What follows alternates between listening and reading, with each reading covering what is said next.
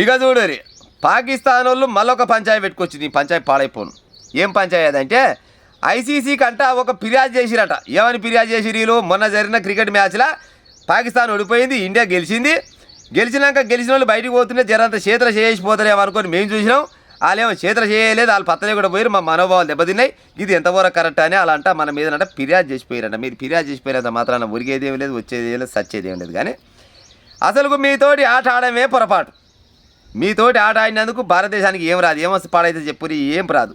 నిన్నగాక మొన్న ఆపరేషన్ సింధూర్ పేరు మీద ఏది అక్కడ జరిగిన పంచాయతీలల్లో 28-30 మందిని చంపారు పాకిస్తాన్ వాళ్ళే చంపిరని అందరికి ఎరుకున్న ముచ్చటే. అయినా కూడా మీలాంటి దరిద్రులతోటి ఆట పెట్టిన వాళ్ళకి ఫస్ట్ వీళ్ళకి లేనట్టుంది. కానీ అసలు గెట్టబెట్టరు ఆట. అసలు ఆట వల్ల భారతీయులకు అయితే ఏం ఒరిగేది లేదు, వచ్చేది లేదు, సచ్చేయలేదు.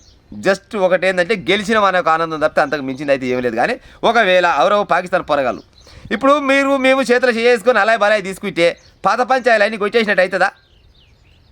మీరు ఈ భారత జవాన్లని ఎంతమందిని పొట్టన పెట్టుకురు? భారత ప్రజలు అమాయక ప్రజలు ఎంతమంది పొట్టన పెట్టుకురు?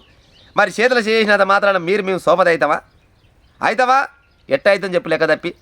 అసలు మీతోటి ఆట ఆడమే పొరపాటు.